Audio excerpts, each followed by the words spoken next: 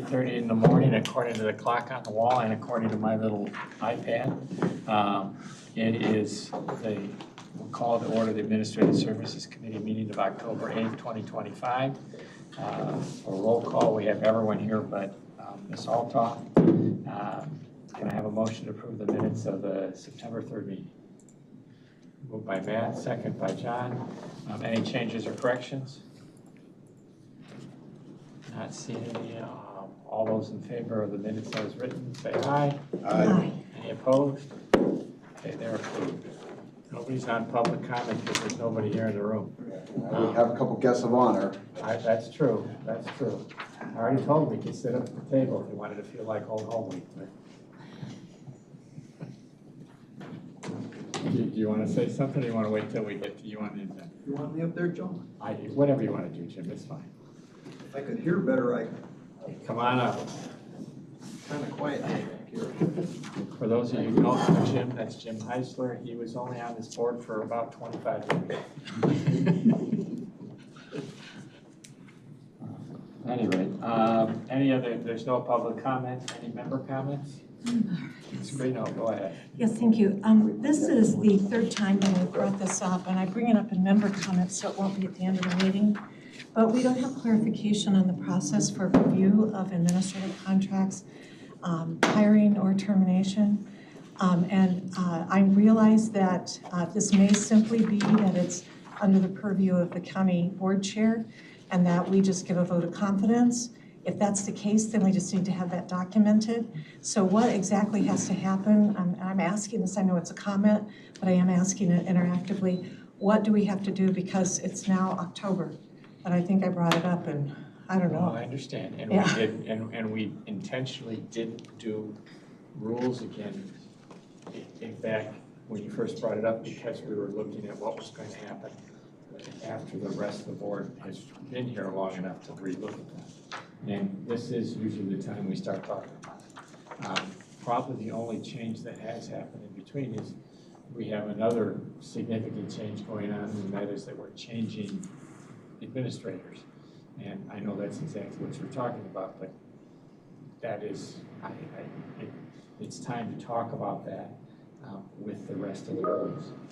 And that will be not in the, before we get around to seating another board a year from now, but that's what we'll be doing. Can you put a time frame on that, or just can you clarify the process and the timeline? The time frame is usually staff drafts corrections or changes that we talk about here. They come to this committee. If they get approved by this committee, they go to the full board. Well, and this isn't even about process or change. It's that what is in place currently is not documented. I agree. And so that it seems, if I am alone in this, let's find out, and then I'll leave it alone. I just think to not have the process documented and then have, the situation like you're going to vote on this, but you can't negotiate it, just to tell us so that we don't waste our time.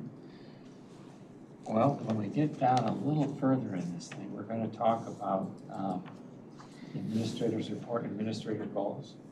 That would be an excellent place to put that on Scott's new goals. Okay. Well, Scott will get it done in a minute, I know that. I saw him taking copious notes while you were talking. All right, any other member comments? All right. We get to skip all the way down to discussion. We got ethics changes in Valley High Cemetery Board. Ethics changes, you want to start first with that, Scott? Absolutely. I would like to actually invite one of our two guests of honor with us. Shelley Spada is the chair of your Ethics Commission. She had joined us this morning to assist with the conversation in case you have any questions. Also, too, to ensure that the committee has a chance to see and meet and talk to your ethics chair. No offense, I hope I never have to. That's the goal. Yeah, you take that chair right there. Okay.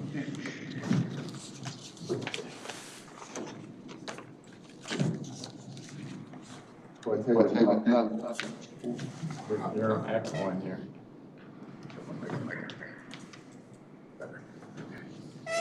All right. Yeah. Well, good morning. Scott Hartman, Deputy County Administrator. As I said, Shelley Spada is our Chair of Administrative Services. Dan, I'm getting a little feedback too.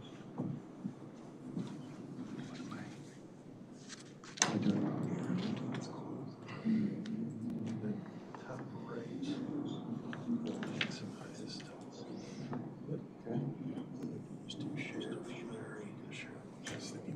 Did you hear the feedback?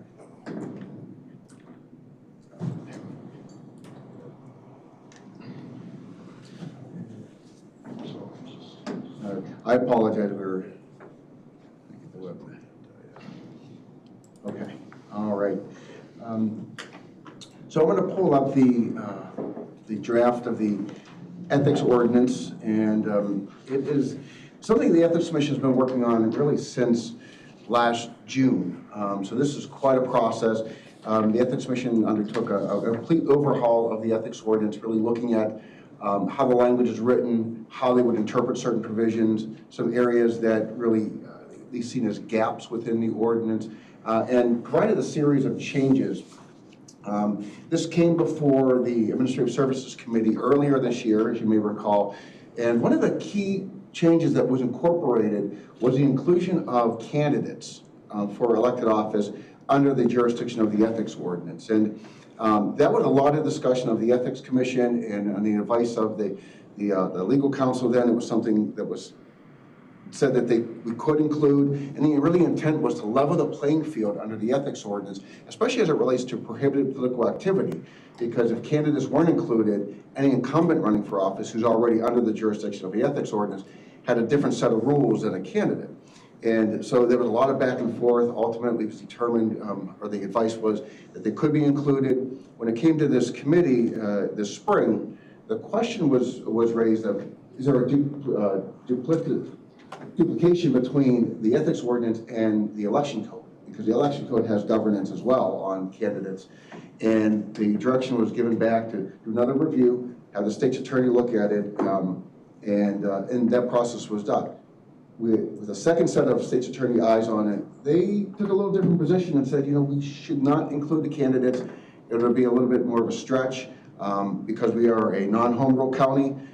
We really are limited in what you can do to deviate from the state's statute and the state provision. So with that, they took a much more conservative review, and the recommendation was to remove references to candidate out of the ethics ordinance, so that was done, and there were a few other minor changes. Included in the packet was just a summary. You had seen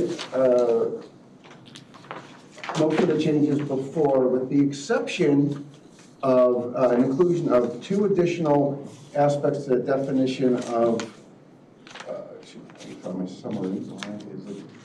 I'm missing it. Oh, thank you. It's probably actually stapled on here. Yep.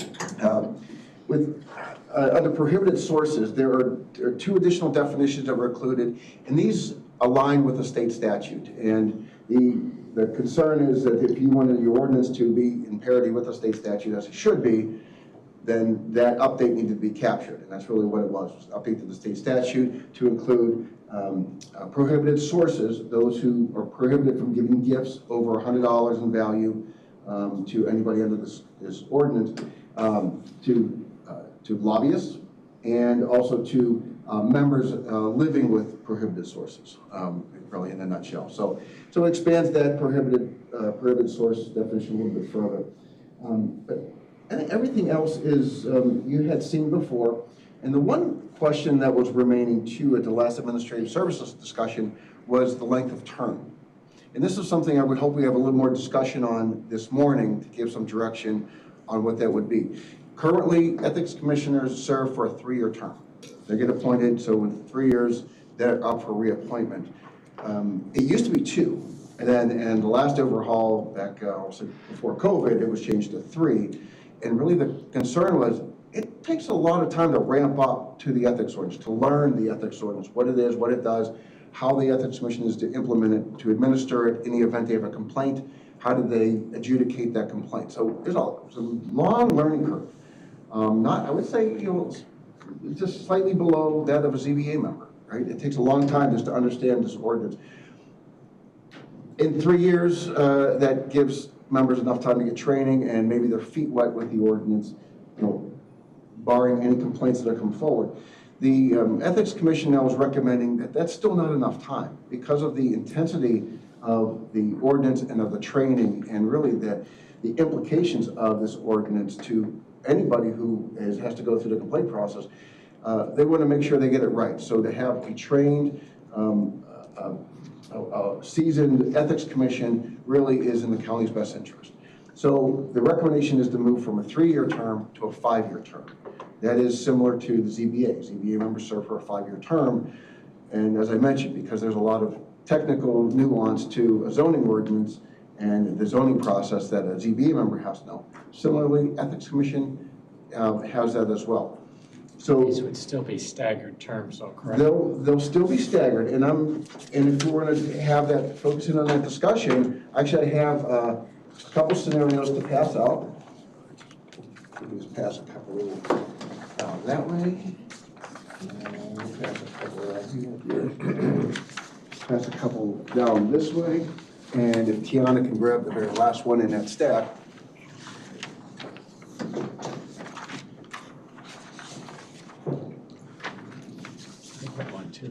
I'll give you mine in a minute. Your one?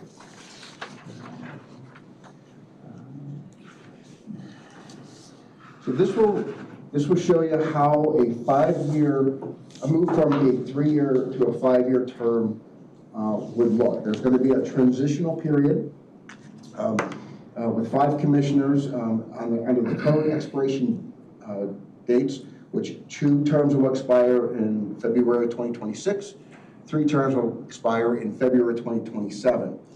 And so using that and applying a transitional methodology to get the members to a 5-year term with the intent of only 1 term would expire in any given year, then the scenario would look like your 2 appointments next year. One would be for a 2-year term, one would be for a 3-year term, with terms that expire in 2028 and 2029 respectively. And then when the 3 terms that expire in 2027 come up, it would be for a 3-year, 4-year, and then 5-year term respectively. And that would be the initial transitional appointment. And once you do that, then the expiration of the terms would fall into 1 term per year moving forward. So that's what a 5-year term scenario would look like. Any questions on For the one that's going to be a 2, you say it's difficult to even catch on. So you'd almost like the incumbent to continue on that 2-year term. Is that what you're kind of insinuating? I think that would make a lot of sense. Obviously, that appointment is recommended by the Administrative Services Committee to the county board, but that is your call. But I think that there would be a lot of rationale to that approach. Okay. Any other items on the other things else that you want to bring to our attention on this? So, Shelley, is there anything that you want to point out? We've gone through this before, and I'm happy to just run through the list just for a refresher, if you would like, some of the key changes. So let me do that. I'm going to share my screen here.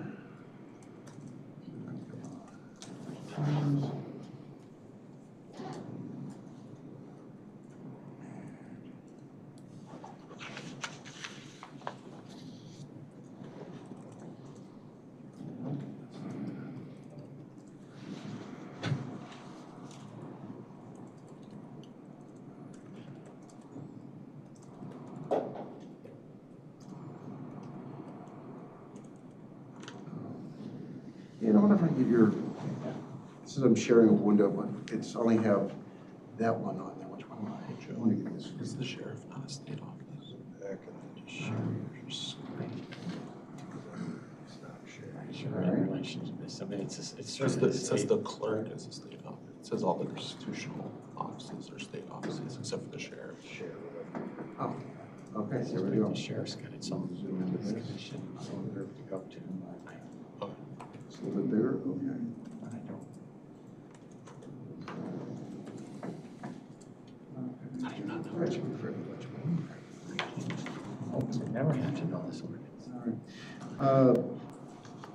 All right, Dan, I appreciate your help I want to getting get to me that point. to where I need to be. So throughout the document, there's a lot of minor changes and but if you notice, there's some key changes to the definitions. Eric just asked me one. Was it? Where's the sheriff in all this? I'm sorry? Where's the sheriff in all The this? sheriff is under the jurisdiction of the ethics ordinance. Yes, okay. Even though the clerk and the state's attorney are not? That's correct. Okay.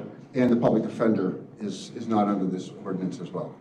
And that's all because they're state The offices? state functions, And the correct. sheriff's not a state office? Correct. Okay. Sheriff's a county function. Okay.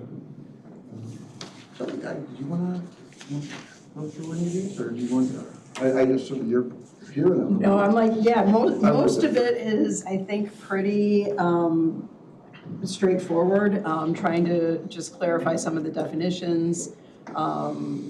You know, talking about instead of person saying individual. So some of it is not, I don't think a whole lot of context is needed there. Here we go, let's see, what's actually.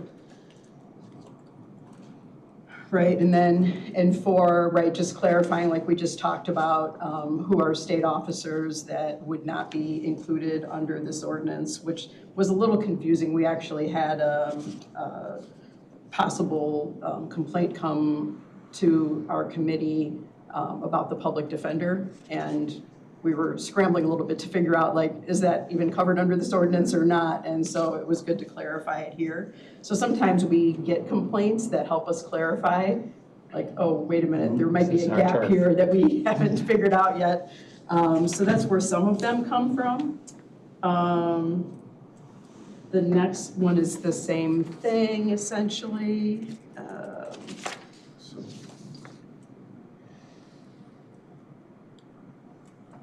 And then, are you on, I don't know what page you're on. You're still on 4, I'm on page 6. Okay. All right. You don't like to scroll too fast because somebody has motion sickness. Exactly. Okay. Page 6, this is where he was talking about some changes due to changes in the state code. So talking about the lobbyist and the immediate family member. So that's where that piece was covered, just to match the state statute. And then keep going down, unless you have more on that. No, I was just going to say for prohibited sources, and the Yes. definition was expanded. Correct.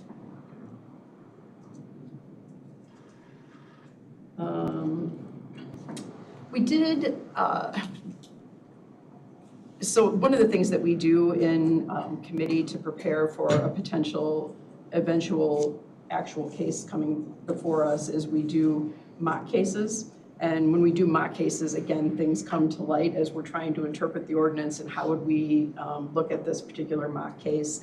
And this really came out of that, just trying to figure out, it was a little too broad with educational materials and educational fact-finding missions, essentially being okay. And we were like, well, but for how long? Or, you know, if you go to some tropical island for 2 weeks and you're actually only there for a day for a conference, is that still okay? And so that's why we tried to clarify by saying only during a period of time that's necessary and directly related to one's job's duties, just to clarify that a little bit. And then, again, travel expenses for a meeting to discuss business. It was like, well, to what extent? So we kind of wanted to put a little bit more around that by saying ordinary and necessary and directly related to one's job or duties. You know, for the attorneys in the room, words matter. And there was a lot of discussion on how that should be worded because you wanted to be specific enough that the Ethics Commission could interpret and act upon it, but, you know, not so specific that it would be unworkable. So a lot of time went into crafting that language. Yes. I know it sounds like there's not a lot of changes here for something we've worked on since June, but really we spent a lot of time on all of this and back and forth and several meetings to get here. So, and then food or refreshments not exceeding $75 per person on a single calendar day. And we were like, okay, so you could do $75 a day, and that just seemed to add up to a lot if somebody were doing that 365 days a year. So we did want to put some parameters in there, not to exceed 500 per person in a 12-month period. And did that also? How are you gonna possibly track that? Well, I mean, so I mean, 12 months, you could, go to a local J.C.'s. The J.C.'s in Crystal Lake 30 years ago had a monthly dinner they would go to. I mean, you'd get wiped out if somebody bought you that in 4 or 5 months. well, would they be a prohibited source? Is the first question. Well, I don't know if they'd be a prohibited source, but I'm just looking at, my concern is I don't know how you decide $500 in the space Especially of a the year. cost of restaurants and food today. Well, That's a meal. That's a good point. The intent was to put some parameters on it, because right now it was wide open. $75 per day, 365 days a year, which really can add up if somebody went into. I understand it Yeah. can get really high, but 500 in the course of a year, Yeah. you'll do that by accident. If you've got somebody you're used to going out to dinner with, you could spend $500 in a year.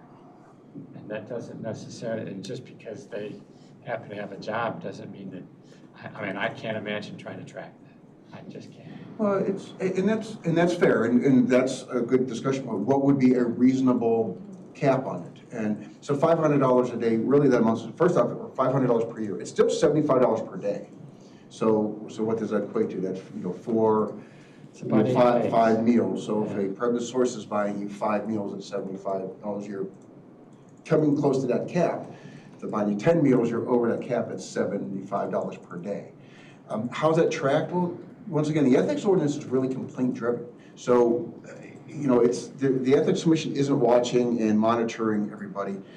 Their role is only to respond when a complaint's filed. So you're in the public eye. People are watching. That if you do something, somebody may see it, and that may be cause for a complaint. So really, first off, it's up to the employee, it's up to whomever is under the jurisdiction of this ordinance to know the ordinance, understand the ordinance, and abide by the ordinance. So if somebody runs afoul, they run the risk of that complaint. And then they would have to then respond to that. So just to give you an idea, somebody gives you tickets to a sporting event. $75, you could spend $75 at Cubs Park in 20 minutes. That's right. Okay, so I look at that and just kind of go, really, now I got to turn myself in because I spent $76 or somebody can turn me in because they spent $76 at Cubs Park. You can greatly feel that wouldn't be hard to do. I mean, it just wouldn't be hard to spend that kind of money. So that's my concern, is I think that the number's unrealistically low. And I can't believe that someone's going to change their whole vote on something because they got $76 at Wrigley Field. And that's actually a really good scenario, because when you talk about Cubs tickets on one side, which let's say they're $48. Any sporting, you can pick pick any sporting event in Chicago, and you're going to spend more than $75 really fast. So the gift ban act, the exemptions actually are mutually exclusive. So if somebody gives you a pair of Cubs tickets, and let's say they're just under $100 for 2 Cubs tickets, and then you go and you spend $75, then they want to treat you to a hot dog and a soda, and I think we're probably close to $75 right there, at the prices. And I'm sure that changed their votes. The tickets are covered under one section of the gift ban because they're under $100 per calendar year of value. And the food is actually under a separate exemption. So they're mutually exclusive. So you could get the $100 tickets and the $75 in a hot dog and a soda, and you're still compliant with the ordinance. If you get $76, well then what you ought to do is you cover the rest of that out of your pocket, and then when somebody files a complaint, you can say, no, here, I paid for that, so you're fine. But that's an important consideration. $75 is locked in because of the statute, so you really don't have a lot of two there. Springfield needs to fix it. Yeah, it's the $500 cap, which the Ethics Commission said was reasonable. I mean, trying to give deference to you may have a meeting with a meal, because that's really how it would happen. A vendor takes you out, and that can happen 4 or 5 times, then you're covered. But at what point in time does it become egregious? So, and this is really where the Administrative Services Committee weighs in. Do you feel $500 per year, which equates to, is that little over 5 meals? We talk about meals, but it's not just meals. That's the problem. I mean, you can go to. I mean, I'm thinking of when the real estate industry was booming, the title companies would wine and dine everybody they could get a meeting with.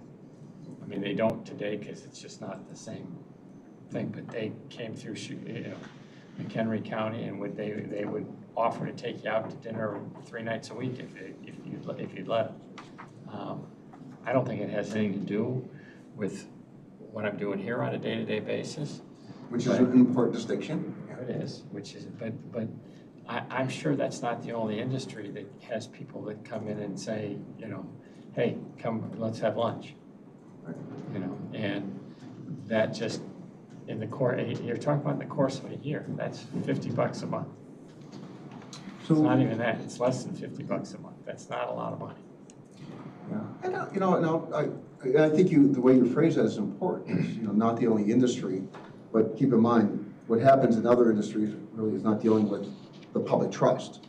This is dealing with the public trust. But you're implying that someone is changing their vote for $50 a month, and I just don't buy it. I just don't think that's a number that's going to change somebody's vote up here. Well, because you bought me a hot dog at the Cubs game is not the reason I'm going to vote for whatever. John? I think, though, it's less about implying, it's more about appearance. And I think that's what drives a lot of this, the public trust issue. It's the appearance of, if somebody's going out with somebody multiple times, and they have business before the board, it just doesn't look right. Right. And if there's a cap that sits there, then there puts some meat to that fact. I think that becomes the issue.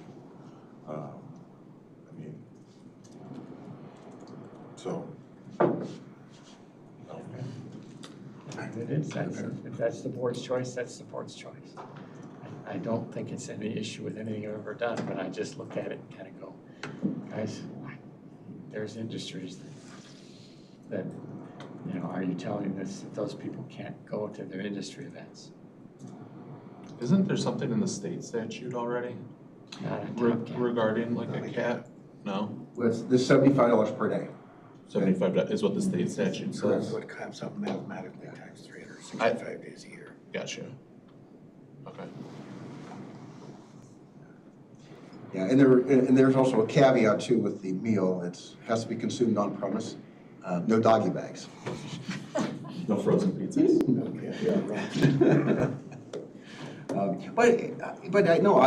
We appreciate this discussion.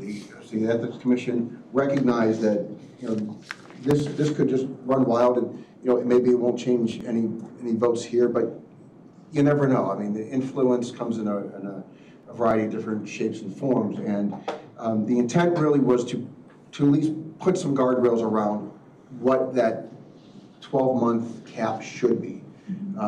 So if it's 500, or if you feel that it should be increased, that's really what comes down. This is the county board's ordinance, and their recommendation was to come in with this, and it's to you to determine what that number should be. Joe, I wanted to, if it's okay, I wanted to clarify your concern. So your concern is that if a person were in a position of influence regarding a final decision on an ordinance or a vote in a public office with McHenry County, and there was an entity that had an interest in the outcome of that influence, and so they were wining and dining this person, as that would not have influence, or that? No, I think the number is too low for a whole year. I mean, it's $75 a day in the state of Illinois. The state of Illinois thing. Right. That, I just did the math here. That's $27,000 a year. Is, in theory, if somebody bought you $75 in meals every day for a year, it's $27,000 is the state cap. We're changing it from $27,000 to $500. And then we're trying to keep track of it somehow. So you have an obligation as a board member to be able to be aware of everybody that bought you meals up to $500, you know, they're coming close in the course of the year. I'm not gonna keep track of it. I know I'm not gonna keep track of it. Well, I mean, point being, you know. if you were going out to dinner with someone who's influencing your decision, you would be aware of that. I mean, you would. Well, you would, but the problem is that, you know, you and I decide to go out to dinner at 8 times in a year, and I buy 8 times in a year. Thank And, you know, you don't influence me. But we're both on this board. In theory, that would be a violation. Isn't, If my vote no, I don't think it reflected- would, 'cause there's an exception for intra-government, correct? Right. Yeah, And- this would be from outside parties. And they would have to be under the definition of prohibited source. So that's really where it comes to. It's like, and I think that definition is, I think it's pretty good, and with the incorporation of the additional sections from the state, it really covers a lot of ground. It defines who that prohibited source is.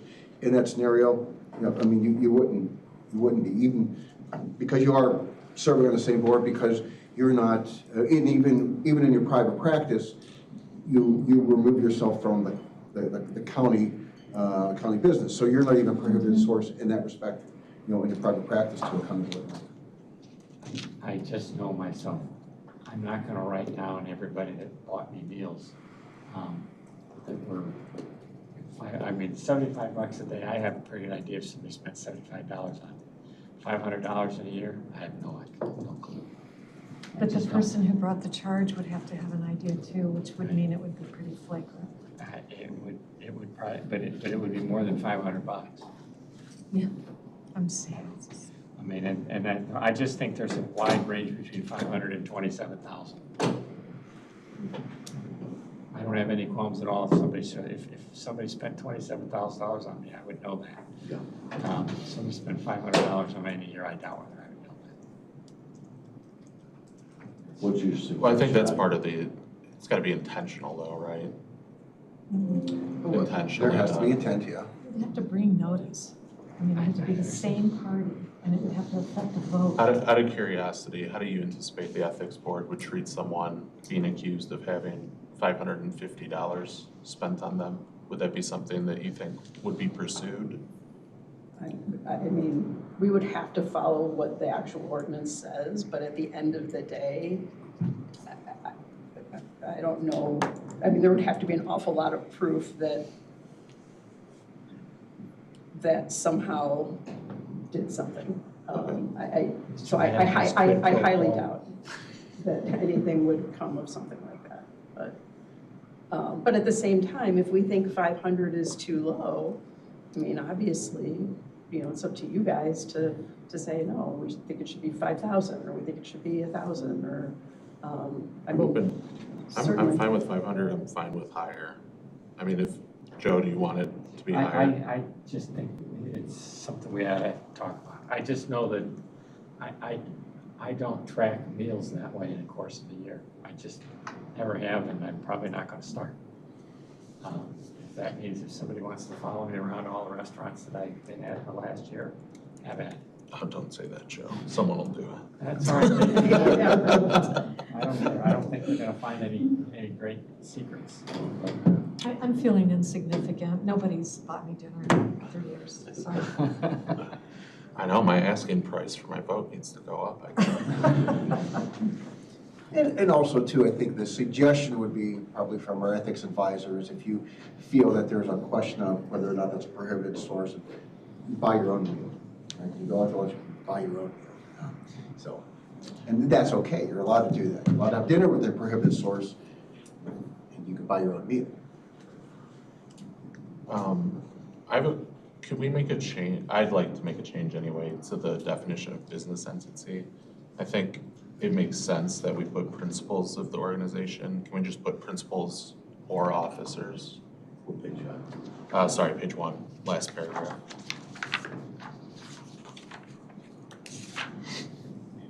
So principals or officers of the organization? Yeah.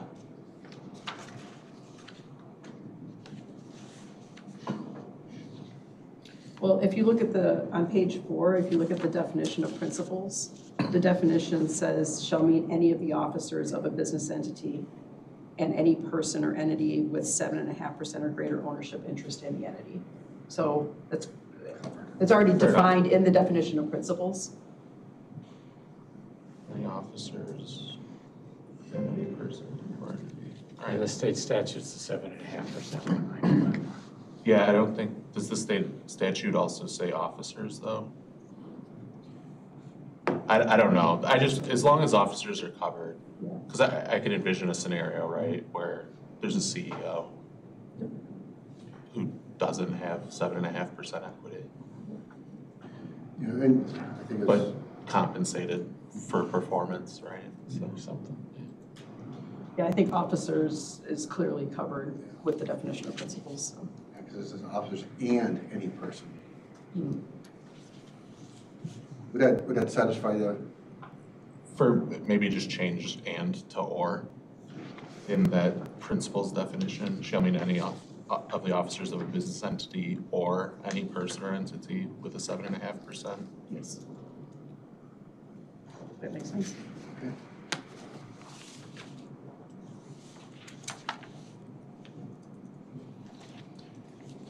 All right. Just wanted to circle back to the $500 per calendar year for meals. Any suggestions, changes, or do we move forward? I'll let the board have it as well. That's my only, I just think it's unmanageable to track, you know, what you do during the course of a year for $500. All right. Can we go further? All right. Any other changes or corrections anybody else sees? Are you guys okay with what we got in front of us or not? Just a couple other things we want to make sure we touch on, and then we'd like to talk about the scenario, the terms, make sure we have some clarity on that as we develop this into ordinance. The next significant set of changes or change falls under the ethics advisor and training. Shelley, you want to touch on this, or you want me to take it? No, that's fine. So originally, the ordinance said that basically everybody who's covered under this ordinance needs to take the training within 6 months or within 3 months of becoming a new employee.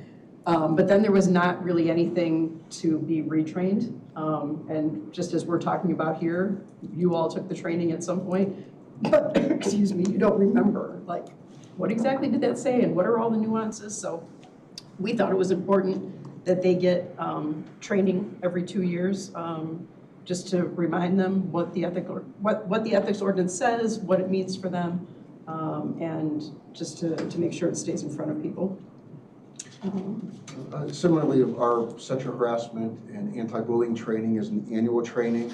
So this would, so we do have recurring training. This would be there. And as we're talking about changes to this ordinance, somebody who took it years ago may not be aware of these changes. And if they didn't know there was a cap on how much you could have per meals in a calendar year, they could violate the ordinance without knowing. So training is essential, and the intent here is really to be able to capture that and keep that fresh. And the other thing the committee does is we do review the training and make changes to the training occasionally. And after this, we'll probably make some more changes to the training with some of the new changes that are in here to make sure that those get in front of people. So. All right. Just as an aside, the language regarding computer-based training was stricken, but the main vehicle of that training is through a program called Power DMS, and that pushed out to all the employees until we do our anti-bullying and sexual harassment training, which I'm sure you've all taken. So that's a great platform to allow us to easily administer this. There are some groups of employees that really do not use computers on a day-to-day basis. but they still are subject to this ordinance, and then it could be an in-person training, or there could be other mechanisms for training. So we just don't want to lock in the computer-based, we just want to keep it open. All right. Okay. All right, so I think then moving on to the Ethics Commission, this is really, there's a lot of, I think, really important changes that are being recommended here. And so if you wanted us to touch on those. Okay. So the first one is, as he talked about, changing to the 5-year terms, and I'll just chime in that, I mean, we do an awful lot of training for something that maybe will never, ever happen. So and it really does take a long time. We all put quite a bit of effort in. I would say in the first 2 years, if something came before us and somebody has less than 2 years on the commission, they would struggle. There's no question. And so, you know, the situation we're in now, I think, is actually pretty dangerous, where we have 2 people coming off in 1 year, but then we have 3 of our 5 coming off at a time. And potentially, you know, some people might get reappointed, but potentially the board could change all 3 positions at once. And I think that puts the county in a pretty dangerous position, especially if there happens to be an ethics complaint that we're looking at that moment. It would be very disruptive. And, you know, certainly if anything came on shortly after that, it would be really, really difficult. So, you know, we all felt 5 years was a good amount of time, especially since there's 5 members. We're only then rolling off 1 member at a time, potentially, and we can have that continuity and make sure that we have a well-trained commission. So that was our recommendation there. I feel pretty strongly about that piece of it. And then the other thing that we did in number 3 is added a position of vice chair. Also, I think, important. So in the past, we've only had a chair. If the chair can't make it to a meeting at the last minute or something, we had nobody else to potentially run that meeting. We also, if a complaint comes before us, we have a very short period of time in which we have to respond. And if the chair is unavailable or something happens, we really do need the vice chair position. So we definitely would like to add that. There's one important tool that was put in the last revision of the ethics ordinance, and that's what we call sua sponte dismissal. This is a power of the ethics commission chair to dismiss a complaint before going through the commission if it meets certain criteria. The most common would be a complaint's filed against somebody who is not under the ethics ordinance. Let's say we added the public defender here. So let's say the public defender is a subject of a complaint. It would go to the chair. The chair would say that, you know, this ordinance does not extend or have jurisdiction over the public defender, therefore sua sponte dismissed, which means there's nothing the ethics ordinance can do, you know, to that complaint. In the past, without that tool, it would still need to go to the ethics commission at a public meeting, because their meetings are public, for the ethics commission to say, our ethics ordinance doesn't have jurisdiction over this individual, therefore this complaint is dismissed. But you have that public splash, you have the public showing. The intent is to really give that efficient tool, but one of the other intents was to avoid weaponizing the ethics ordinance, because there was a period of time where all you do is file a complaint, you get the big newspaper splash, ethics complaint was filed against so-and-so, even though it, you know, didn't amount to anything or was frivolous, and that created that situation where it could be weaponized, and especially when you get into the political season, and you know how challenging that could be, and how, you know, I won't go any further. So that tool helps avoid that weaponization, provides that efficiency, but it resides with the chair. But let's say if the chair is not available, then we wouldn't have that tool. So a vice chair will now be able to have that sua sponte dismissal tool, which we think is very important just to maintain in the event that the chair is absent or out of the country or whatever the case may be. And then,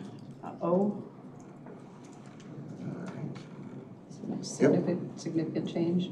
So one of the things in the original ordinance, it's actually on page 15 under E. 2, I believe.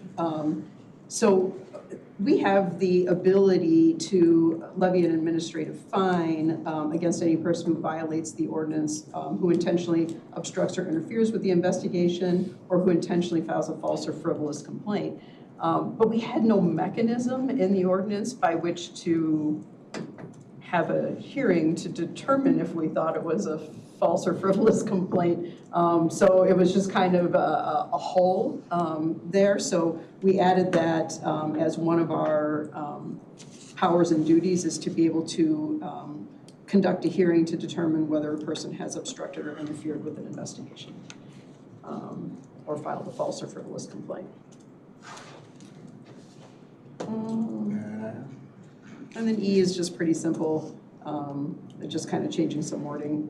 I don't think there's anything of any major substance there. Those are your recommended changes.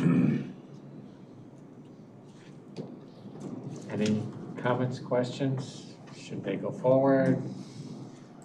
John? I think the 5-year terms are a great idea. I think it's really important. Whether they work Staggered. and staggered the way they are. Now, the idea of just only one person potentially falling off in a given year, and having all that expertise, the other 4 commissioners. For the vice chair, is there like a seniority? I know it says the commissioner will appoint him or her, but is it based on seniority or? It was a vote, actually. Yeah, Skill set. there's no criteria, Yeah, skill set. and they just choose from the membership. And it's a strong committee, commission. I guess last comment is, I don't see anything, so I know for like 2.64.030 and 040, there's obviously like an enforcement provision. There's no enforcement provision for .060. I don't know if that's intentional. That's just, we have to do the training. No, that actually becomes an administrative mandate. So that basically saying we have to do training, and then that flows down to county administration to make sure that training is occurring. So it would be the performance of your county administrator to ensure that training gets done.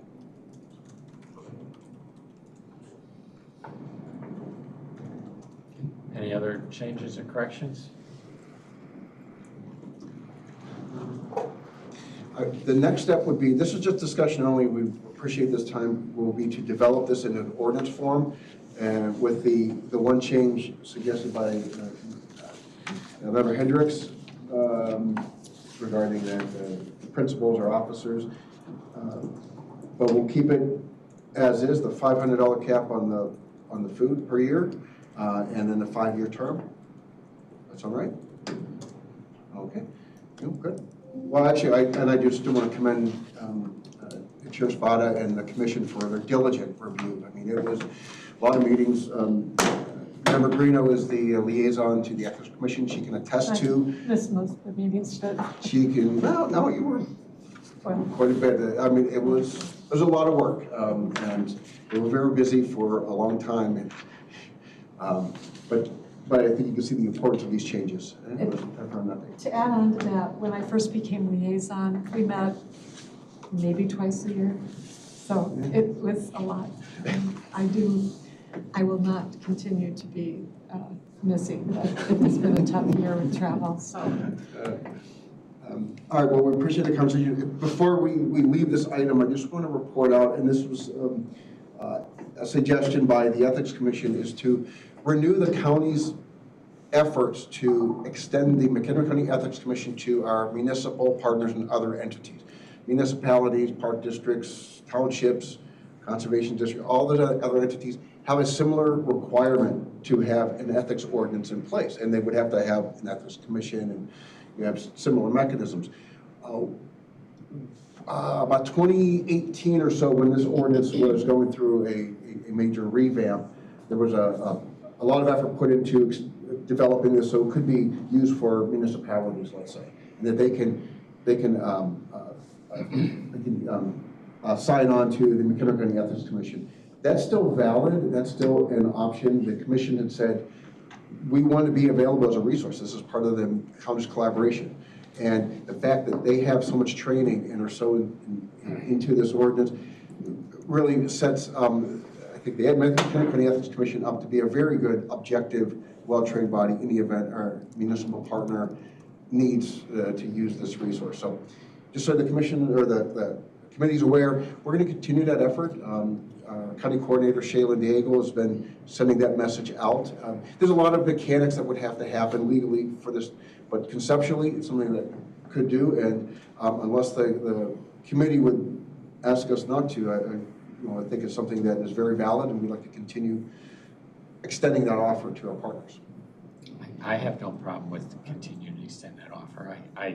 I can understand why some people would be going, why would we let it out of our house and be investigated by somebody else? But I don't, if they want to do that, we would certainly be happy to have our ethics commission tested and trained that way. And it would be their option, of course. All right, thank you so much. Thank you all Thank very you. Thank much. you very much. Thank you.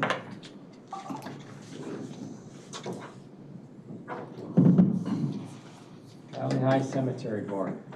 Welcome in, Mr. High. So I'd like to reintroduce our other guest of honor, so Jim Heisler. Jim Heisler is actually the county board's liaison to the Valley High Committee, Valley High Cemetery Board, excuse me.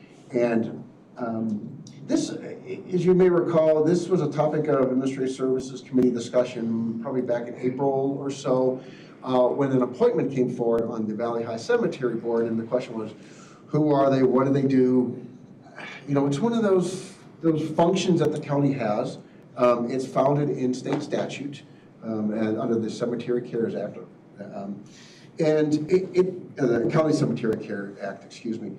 And it is actually it's an important committee for the county.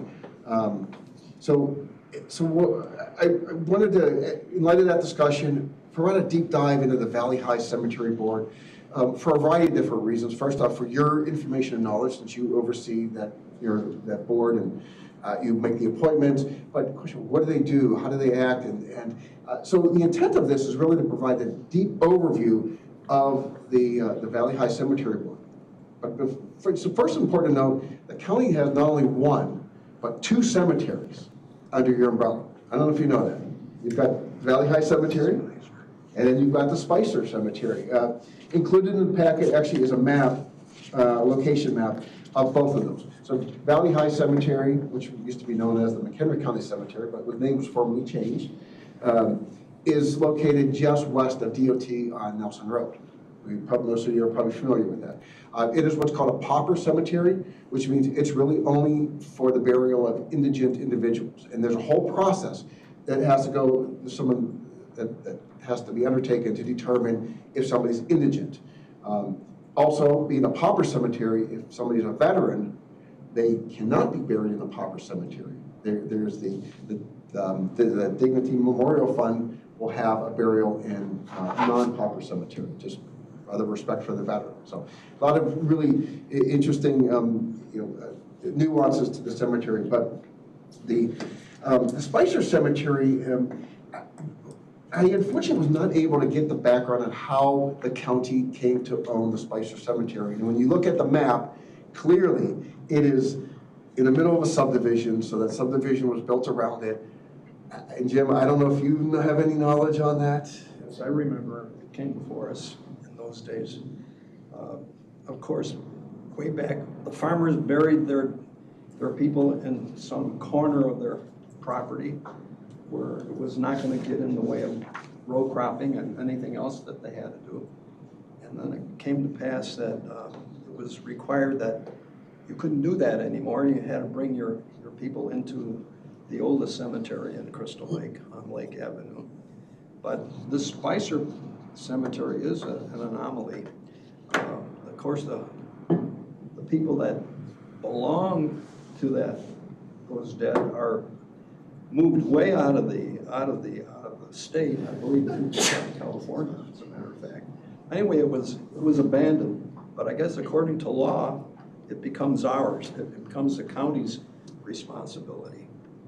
And there it is, behind, in somebody's backyard. And, Great for Halloween, I'll bet. Literally, yeah. This is the month to have it. Go ahead, John. So do we go in and mow the lawn there and maintain the whole thing? We have a maintenance responsibility, Tom, I'm glad you're here, because it's loosely falls. I know Tom Burrows and Facilities does a little bit of work with Spicer Cemetery and with Valley High, because you have to mow those, you have to maintain those cemeteries. So Tom, can you maybe just touch on kind of our efforts? Sure. The part of the cemetery is that the inside of that fence is gravel, and we treat it for weeds and treat the fence line. It's a small area, wood growth on the fences. The owners asked the county if they could plant arborvitae on a portion of the fence. The county offered them an amendment to their deed that says they can, as long as they take care of that. Are they? So we trim the arborvitae. It's a 3 times a year trip out there just to make sure it's looking okay. Does it look great? Not really. It looks okay. You get to it. At Valley High Cemetery, we do mowing weekly. We pushed the brush line back recently. Really, that's about it with the markers, and here we are. I have a question. Is the county walking on private property to get to maintenance to the? Yeah, there is an easement there that allows for us to. So it's just allowed to walk, drive through. I know it's a significant stone, not a small one. In the cemetery, your boundaries actually extend past where the fence is at. They're not particularly clear to me where they extend, but our responsibility is clear to me, which is the portion that is fenced. How many people are buried there? Do we know? I do not know how many are in the Spicer Cemetery. I'd say probably half a dozen. Oh, okay. They're named on this big stone. Several, I'll just put it that way. It's more than one. I'm just curious, can they be moved? I bet. I mean, the stone itself is a monster. But the remains, you want to spend the money? I don't know, I'm just asking. What town is this in? Crystal Lake. Oh, is it Crystal Lake? Yeah, it's just south of, it's in a subdivision south of Ackman. I can pull up that. Drive by, you never know. I drove by, you wouldn't know it was there. Right. Well, it's important to know, that's a dormant cemetery, that's not active. The county just became the owner of that cemetery.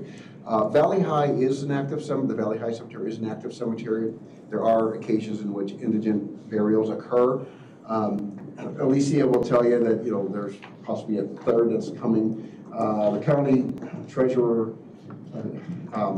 ended up having a cemetery under a tax sale. So we're trying to work through that, but I just want to put that on your radar. Hopefully that doesn't come to any fruition under the county's responsibility, but it's something that did occur. I just want you to know about it. Or should we be in the cemetery business? I don't know. But anyway, so you have 2 cemeteries, and as I mentioned, there's statutes that govern the county's responsibility on the cemetery. The Cemetery Care Act is really the mechanism in which the county, when they have a county cemetery, you appoint a board of trustees to really just take charge and operate that cemetery. Now this could go a variety of different ways. It could be actually an active cemetery for all burials. Valley High is only for the pauper cemetery, but if you wanted to change that, the cemetery board can actually do that. They have a lot of authority over the operation of the cemetery, determining the plots, the costs, the burials, all the requirements. So they basically are entrusted with running that cemetery. So they haven't. Well, let me go back. So there's a couple other things that run through when we look at the cemetery and the county's responsibility. we have the County Cemetery Oversight Act, Cemetery Oversight Act, excuse me. This requires registration of cemeteries under the state. We're exempt because our cemeteries are under 3 acres, but it's important to note that if you get over 3 acres, then there's regulatory responsibility through the state. The Disposition of Remains Act, this is an important tool because when we're talking about paupers, the pauper cemetery and indigent burials, sometimes we may not be able to find the next of kin or somebody who would take responsibility of the decedent. And that puts the county coroner really into a difficult situation because now what do you do with this decedent? This act gives the coroner actually a latitude on how to dispose of that decedent. Cremation, burial, you can provide it for medical research. So the coroner actually has a lot of flexibility on what to do and can make those decisions. There's also, in reference to that act, there's what's called a public administrator. This isn't your county administrator. This is a state-appointed public administrator who is the one that is on the front end of determining whether or not an individual has assets or has next of kin. They're the ones who actually do the research to determine if somebody is indigent. So the public administrator, which is now, I'm sorry, his name is on here, Greg Berry, who's an attorney with Sikorsky, Rogers, Flood, and McArdle, was appointed by Governor Pritzker to serve as McHenry County's public administrator, and that's one of the functions under that role. So in the event of an indigent or a decedent comes to us, we don't know who they are, public administrator would do that work, determine if they're indigent, and then from there could be a candidate for the Valley High Cemetery. Over the years, the Valley High Cemetery Board has instituted certain rules and regulations because, once again, they have the authority and control over the cemetery and what happens there. So they do have a function. And as part of the Cemetery Care Act, the county appoints 3 trustees. And then actually the chairman appoints them with the advice and consent of the county board. These trustees have that authority under the statute. There's no composition of qualifications. It's not like they have to be a funeral manager. It could be anybody. And so they select their president and their clerk. But if this was say a marketable cemetery that you're going to actually have general public buried in there, you would have a treasurer, you would have revenue streams. The treasurer does not have to be a member of that board. Although historically the treasurer was a member of the board, but they really don't deal with any funds, so it becomes a moot issue. The current composition, Jake Summerfield is on there. His term expires August 2026. Same with Patty Bogart, expires 2026. And then you do have a vacancy, and that expires in 2026 as well. So you do have an active board. You have 2 out of 3 members. You could do an appointment. One of the challenges came in is when you advertise for this position and you appoint somebody to it, what are you appointing them to? Because it's not a very active board. And I think that was what was the topic of your conversation back in April. So what does this board do? Do they meet? And if you appoint somebody to it, you say, hey, congratulations, you're on the Valley High Cemetery Board. Now, but we don't know what you're going to do or when you're going to meet because they don't have a regular meeting schedule. In the past, they used to meet twice a year. And then around 2017 or 2018, or excuse me, 2016, no, excuse me, 2017, they changed it to once a year because there's not a lot of activity. You have rules established, there's not much that happens. And Jim is our liaison to the Valley High Cemetery Board. So, it's a pretty quiet role. But there, in the past, there was activity. The most recent interments occurred in 2018. There was one individual that was cremated, was buried there, and then there were 2 unidentified cremains that were in the coroner's office for years. And it was then Coroner Majewski said, you know what, let's go through the process and let's just get them off the shelf and give them, the respectable burial. So 2018 was your last bit of activity. Any burial that happens there, because it is a pauper cemetery. It comes at the cost of the county. We don't really maintain a large budget for this, although there is a line item for burials in the budget. It's not a whole lot of money, but in the event that we do have one, there's a nominal amount to cover that expense. And I wanted to capture, for your reference, typically what it costs. So 2018, it was a little over $1,200 for the burial of the cremains. If there are any assets of the indigent individual, those can be used to offset the costs, but typically you're not going to get a whole lot out of it if we get to this point. But the Valley High Cemetery, when you look at it, is actually there's two parts to it. There's the original part, which is immediately off of Nelson Road, that goes back to the 1800s. That was the original cemetery. We're trying to get some more information on who's in there. We don't know if it's full. We don't know if there's any vacant plots. So based on this research, we're going to assume it's full. I mean, it's the first section. And then there's just to the south of that is we call the first edition. And the first edition it's pretty open. You know, you have a total of 244 full plots that are vacant are in the cemetery, and 24 plots are designated as cremation blocks, which are basically a full plot cut that in half. You have 2 cremation plots. That's how that works.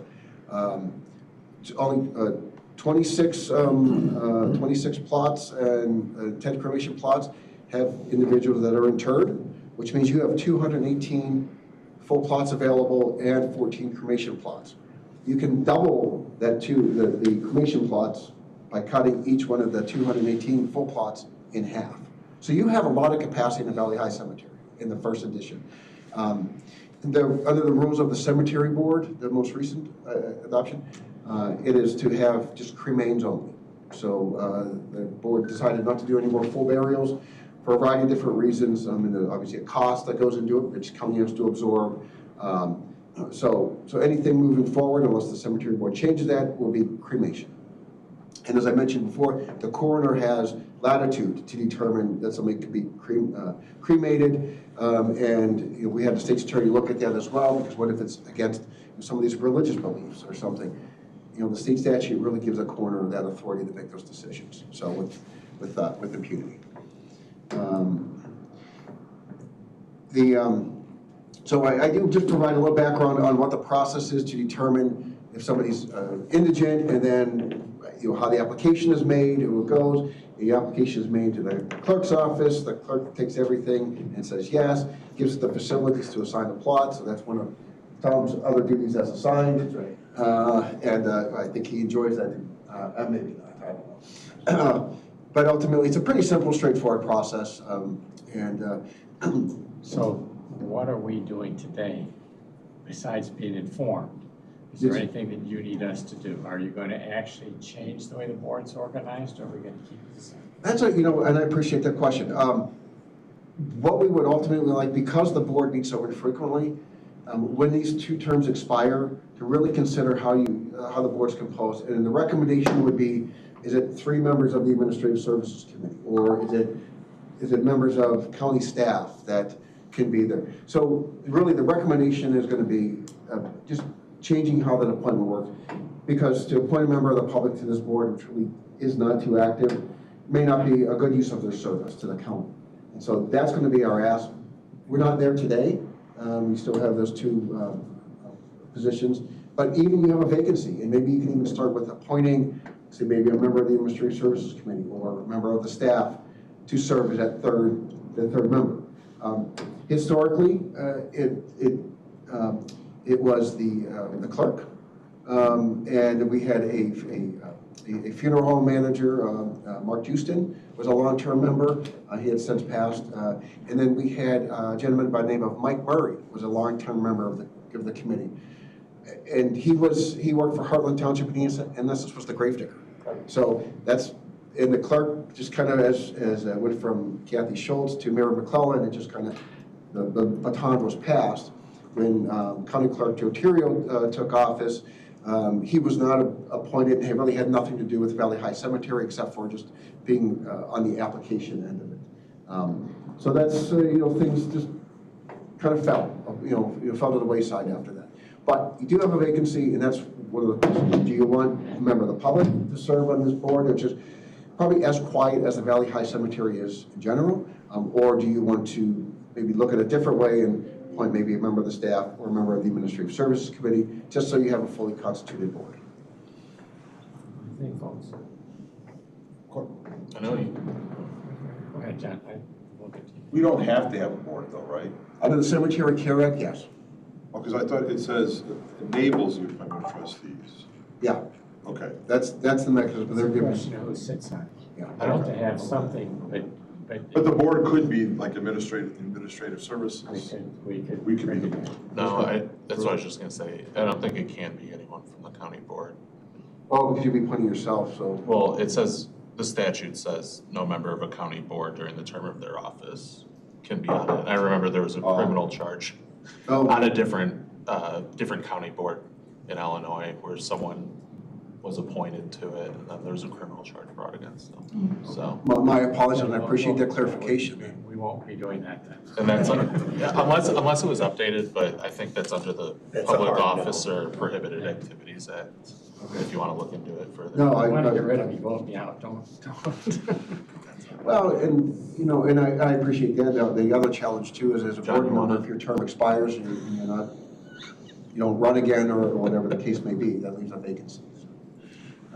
But I think the question is still valid is, should it be just a general member of the public or just appoint from internally within the organization?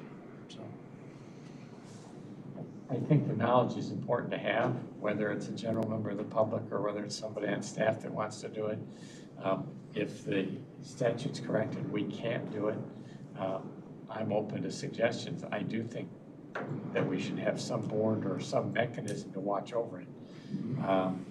I'm embarrassed that they haven't met since 2018. That's kind of ridiculous. But man, For the folks that cut the grass, I mean, they seem to be more intimate with the place than anybody. Could it be like in the parks?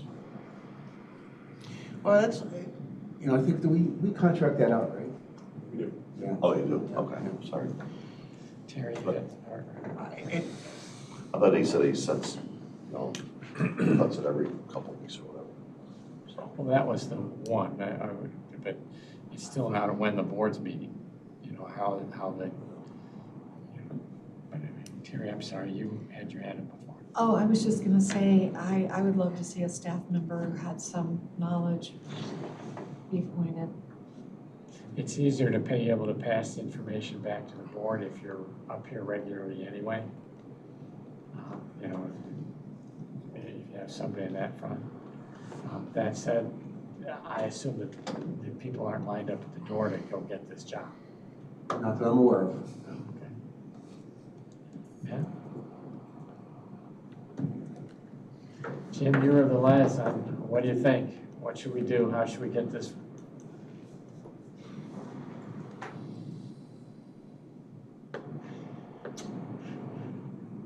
I don't know, it's one of those things that should have some contact with the electeds. I know I was appointed back in the day, probably back in 18 is about the last time I sat with those folks, maybe earlier than that, but I think it has to have some representation from the board. Well, coroner. Well, the coroner's already kind of reports to the board or works with it. So they probably, I know maybe somebody in their office or something, but I don't, we have limited two hats. Deputy coroner or whatever, yeah. Whatever. I would say this. Personally, I think we ought to fill the slot and we ought to ask whoever we fill the slot with between now and the 26th time when this is going to come up again for everybody. What do they think? That would be, have some meetings and talk about what they're doing, because if they haven't had a meeting since 2018, nobody's trained. They can't be. Yeah, it is something that is so infrequent. There is, in my position, served as kind of the staff liaison to that. So I guess with the organization, I have probably the most, just because of that role. My predecessor was a staff liaison for the Valley High Cemetery Board. Administratively, we know the process, so in the event something happens, we can shepherd the Valley High Cemetery Board, the coroner, the clerk, through that process. Our director of facilities has been through it. In fact, it was the 2018 interments that Tom, you were on the front end of determining where they go, right? You said here. So we know that internally. That's the good thing. It's something that's so obscure where we lost sight of it. It's just really just having the composition of the board, and we can have them meet more regularly. But we'd be welcome to ideas. As I mentioned before, the county clerk used to be a member. I don't know if County Clerk Curia would have interest on it. That's something that you could ask. But also too, I think that we could have a staff member that would be more engaged on that board if you wanted some suggestions, or if you have some ideas. But if you, what if you looked at like somebody from transportation, because of where it's located? Somebody from the historical commission could be part of it, and someone from the township. Because as a township, you have, quite some. They're all right there. It would just make sense. You can grab somebody from Valley High. Yeah. I mean, they're literally, can look out the window and see it. And to be clear, the only thing Valley High and the Cemetery have in common is just a name. They're not I associated. understand, but their proximity, I'm looking at, if they've got to inspect something, it's a 50-yard drive. It's not. Well, it's a transportation backyard. Yeah, you have a lot of options. I think you'd probably want to look. They're still a little bit further removed. I mean, the proximity, they're there, but as far as just kind of the operation of the cemetery, I probably would somebody a little closer to the process that would be engaged in it. Well, I would recommend. I would say find out if somebody's interested. If we can find somebody interested, I think we're going to get more mileage out of somebody who actually wants to do it than, you're the last guy in the door, you got hired, you got the job. But that's what I would like to see first. And I don't have any problem with it being somebody that's on staff. I think that's it. And if somebody in the public wants to do it, I'd be more than happy to have them do it too. I'm not opposed to volunteers. I just, want them to realize that when we appoint them, we actually want them to do something besides meet every 6 years. And I think that's fair. And that's really where the disconnect happens, because after 2018, they stopped meeting for whatever reason. So with that, the next step would be bring it up to the chairman, because the county board chairman makes the appointment with the vice and consent. Talk to him about a path of looking for maybe internally for somebody interested, and then getting his thoughts and just come through it. And it requires his job to bring the person forward. But Yeah. I'm also sure that he's probably not spending most of his days looking for this person, so I think staff's going to get that first. Yeah, I suspect not. He's got a couple things on his plate. Yeah. But at any rate, I appreciate that, and we can bring that up to the chairman as far as to fill that vacancy, and then when the other terms expire. And once again, maybe there's renewed interest of the current members, and maybe we can get some more energy back into the Valley High Cemetery. But are there any questions? And once again, this overview, I think it really should be helpful to kind of just give you an understanding of that asset that you have and what your role and responsibility is to it. If there's any further questions, we certainly can dig into those further. We're not selling it. It's not one of the things we're getting rid of to balance the budget. So, okay.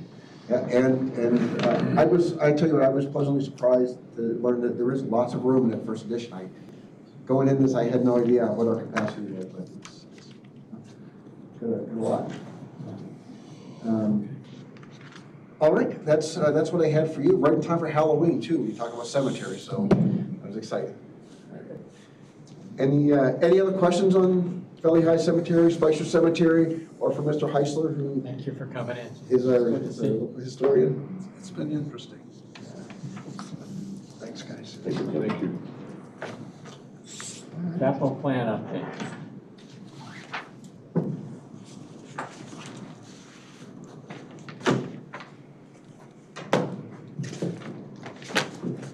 Get out of here.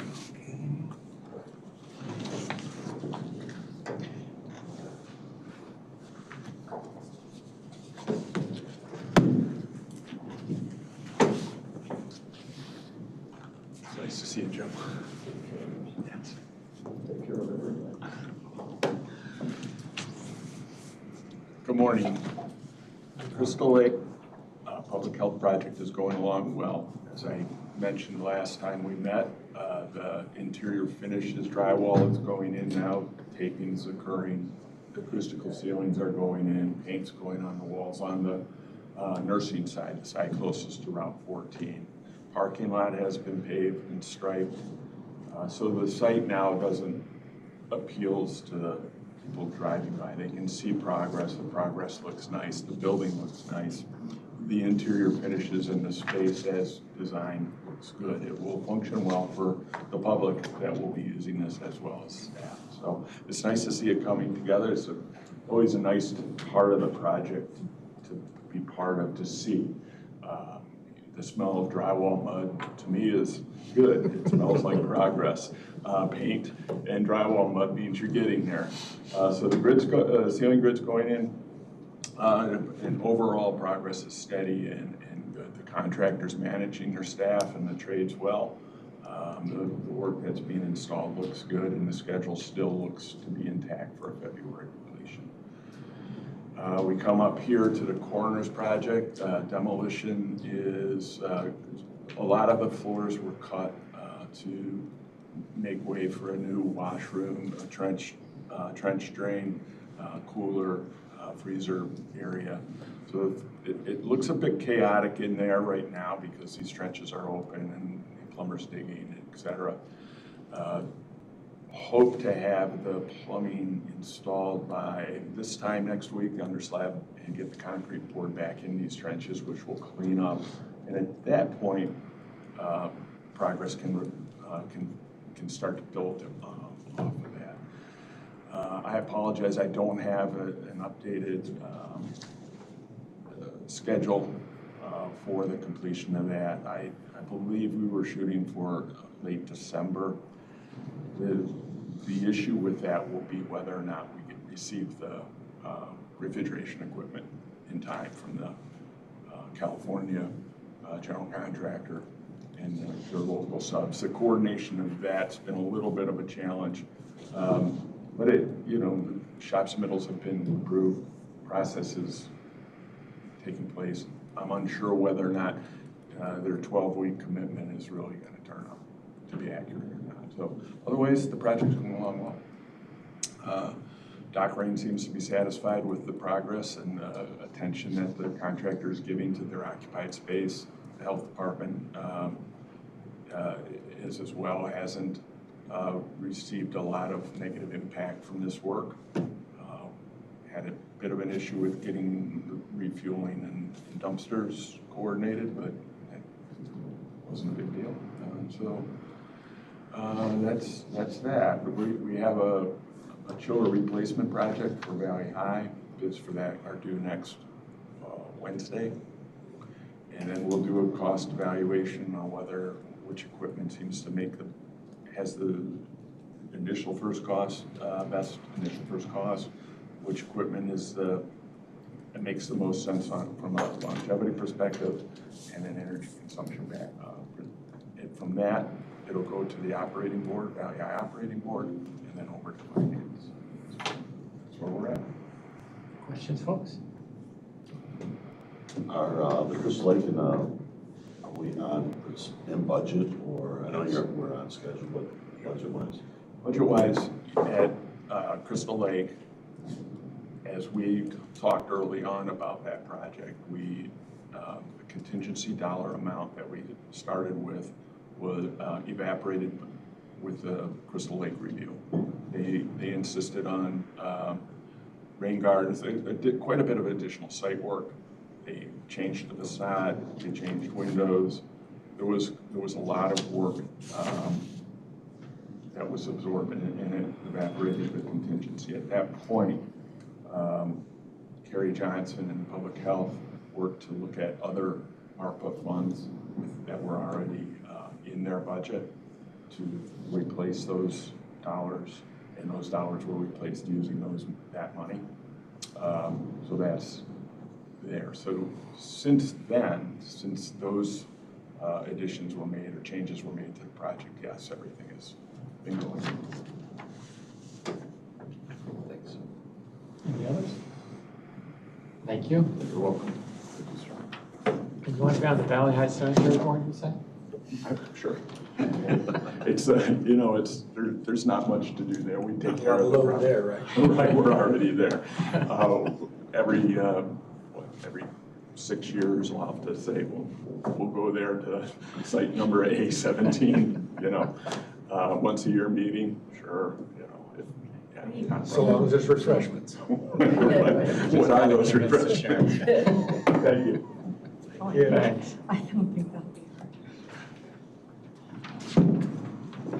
What's going on in HR? Oh,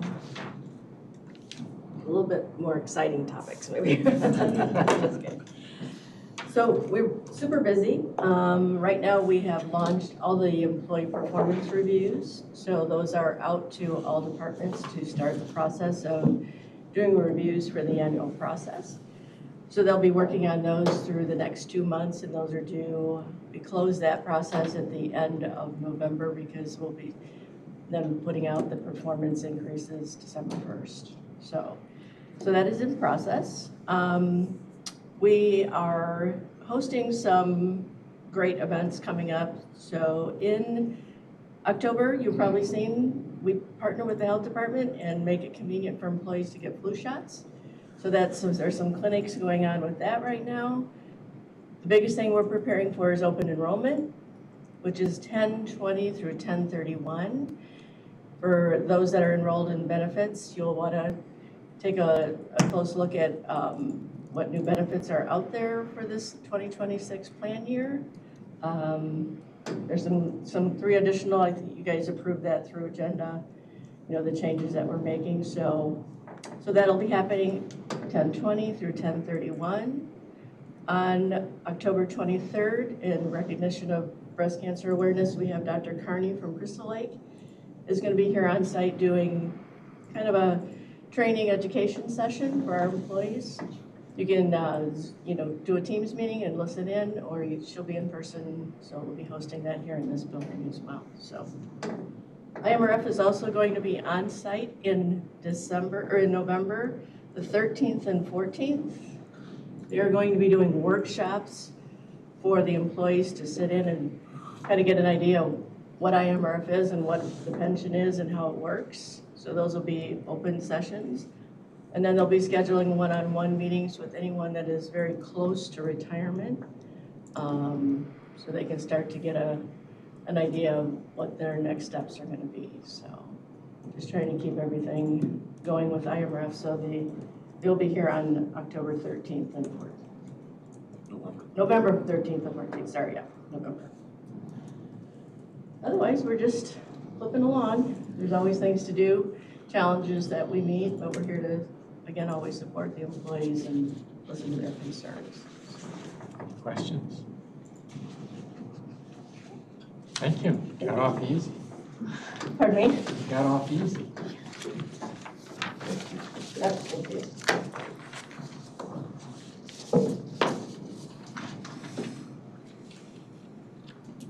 Communications, how are you? Good, thank you. For the record, and for those watching at home, I'm Alicia Schuler, Director of Public Affairs, to deliver my communications report to the Administrative Services Committee. So, communication strategic plan is still in progress. Your communicators across the different offices have been coming together for our past 2 meetings to put our heads together and, look at some of our old goals, see what can be refreshed, and identify, future objectives to accomplish for the next few years. However, if any of our county board members have any thoughts or, any suggestions on how we can improve communications across McHenry County, we're more than happy to incorporate them into the plan, which will come before you with a cell phone that shouldn't be ringing. My apologies. But again, if there's anything I can include, please let me know. Aside from that, there have been various communication collaborations that have gone on, specifically with the Treasurer, County Clerk, and Assessments Office regarding the property tax workshops. We put out news releases, social media content, they have flyers for it. And for your purposes, if you have some constituents that just have a lot of in-depth questions on property taxes and want to learn more about how that all works, there are 6 different meetings that are coming up in short order. So on October 22nd at the Woodstock Public Library at 6 to 8 p.m., all 3 of those officers will be present to give a presentation on all the resources available to folks for property taxes. It'll be on October 28th at the Johnsburg Public Library from 6 to 8 p.m. They will also be in attendance at the McHenry Public Library on November 5th from 6 to 8 p.m. Crystal Lake Public Library from 6:30 to 8:30 p.m. on November 10th. Also November 12th at the Algonquin Area Public Library from 6 to 8 p.m. and at the Huntley Area Public Library on November 13th from 2 to 4 p.m. They will also have 2 additional sessions in Harvard and Marengo, but that'll be in January and February. So again, this is all in our news release, it's on our flyers, and again, if there's any further information you'd like about that, feel free to reach out to any of us. Also on the topic of taxes, working with fellow staff members to develop a property tax portal that connects the resources from the county clerk's site, the assessment site, the treasurer's site, different finance resources. So if there's any frequently asked questions about property taxes or information that you guys feel would be important for the public to know, to have in that one-stop shop, feel free to let me know. Happy to help make things more transparent. Questions, folks? Thank you. You're off the hook.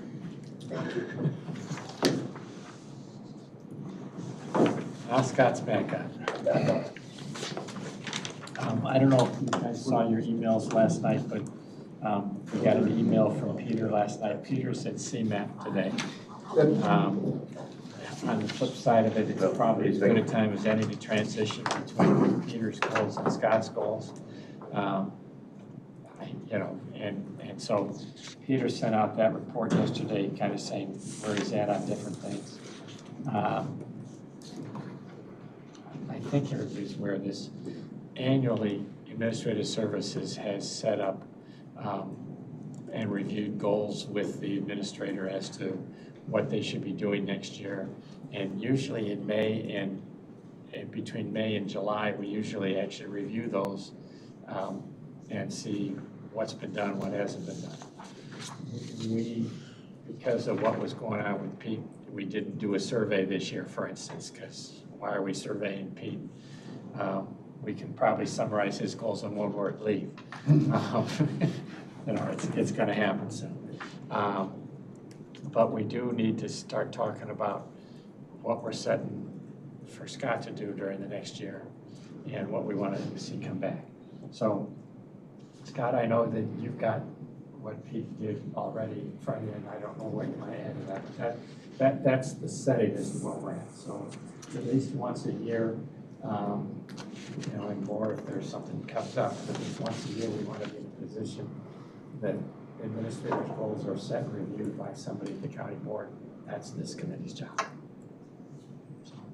Well, actually, I'm welcoming the opportunity to develop those goals with you over the next couple of months. And when we get into January, we can hit the ground running and understand the expectation of this committee for what you see out of the county administrator and county administration. So I think we'll be doing some work, like I said, over the next couple of months to get those in place. for January. One of the things you're gonna add, I can tell you already, is as the new guy sitting in the chair, you need to do that transition. And so one of your lines on here should be the transition to the new position, to your new position. So noted, and yes, that's on there. And that transition has really already taken place. Pete and I have historically worked very closely, a lot of times shoulder to shoulder on many of the issues that have come before the county, and he may have been on the front. Well, I'm not doubting it. Yeah. There'll be some other things, like you reorganize your office. Are you going to replace your position with somebody? What are you gonna do? Right. And I'm not saying we're deciding that today. No. That's something this board needs to know ultimately what you decide to do. And that's one of the, I want to put it. So right now, I am actually, since the appointment, I do appreciate the county board's support of that, and I'm excited to take on this role, and looking forward to working with you and continuing all the great work that McHenry County has going forward, everything that Pete has, and just continuing, I call it the magic. There's certain magic that McHenry County has, and there's a variety of different things that just come together so well, and to keep that going. I think that's going to be the number one conceptual goal. But working with the different functions of county administration, how we operate, some of the key initiatives. So I'm developing strategy to, in essence, reshuffle some of the duties as I transition from my current role into the county administrator seat. Some of the things that I have done as deputy, I won't be able to do. So where are those functions going to land? And that's actually underway. In fact, I've got a pretty well-developed strategy right now. I'm not ready to go prime time with it, but then that's going to factor into decisions of what this county administration look in a post-Peter Austin administration. I'm excited about that. Like I said, I don't want to go into too much detail right now, but you've certainly more to come. And so, I'm not asking for the detail. No, I I'm just understand. saying, put it on the list. It needs to be something we talk about. Certainly will be on that list, and I think that the challenge I'm having, I'll tell you right now, the biggest thing is finding the place for spongy moths. Right? Where does that land? That's not this committee. You gotta go to PED for that. We're not doing that in administrative services. Although I will tell you something that I have recently crossed my path in my private practice. There is a guy working on a light system and a solar panel, little automatic system.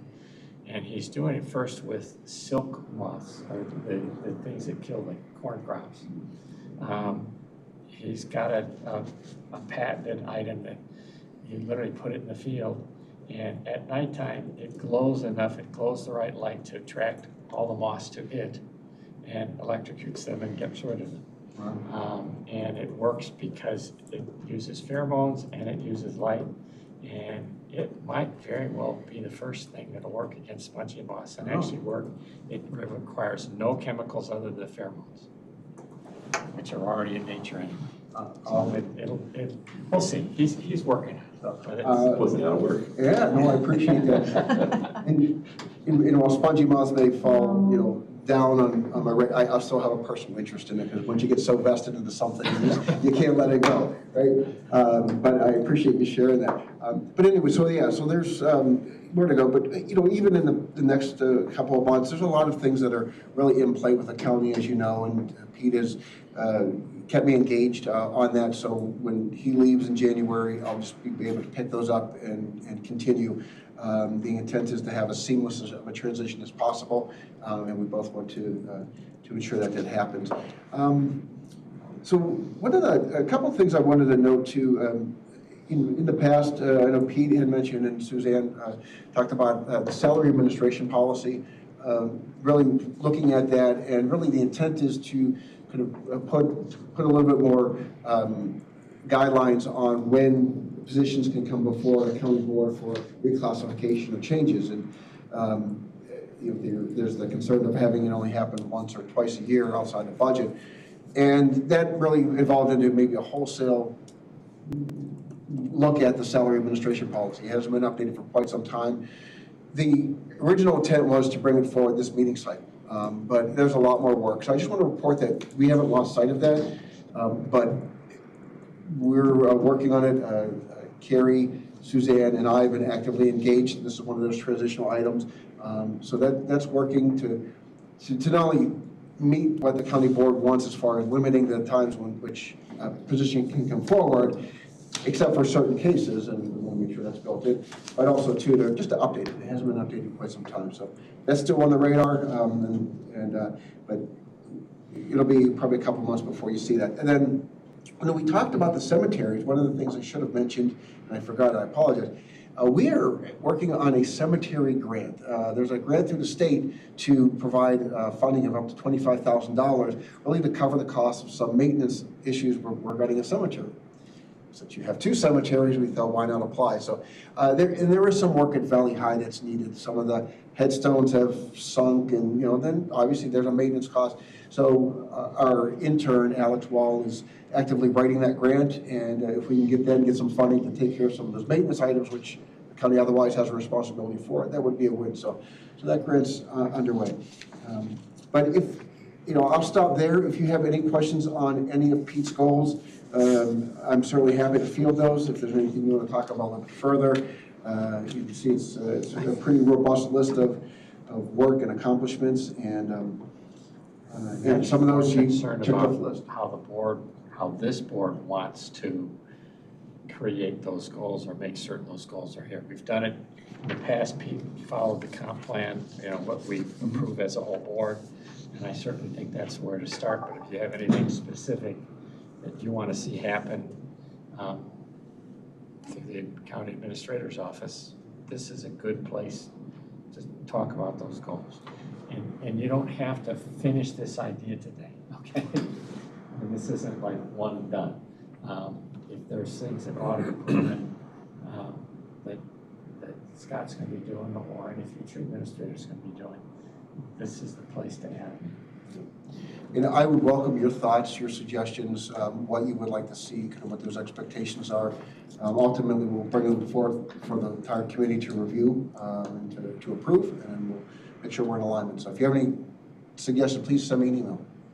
Appreciate that. And it's important to talk about it at the beginning, because next May, we're going to review these. Yeah. And we want to be in a spot to say, hey, I asked you to do X, what happened? Okay. So this is really your opportunity to actually have some input in what administration does. So you're right, we're going to do this again before he sits in the big chair. So if you've got things, get them in. If you don't want to give them to me, give them straight to Scott. I don't care. I just want to make certain that you have the chance to have input. Okay. Any other questions for Scott? Any other additional future topics? Well, we're going to get out of here by 10:15, folks. Can I have a motion to adjourn? By John and Paul. All those in favor say aye. Aye.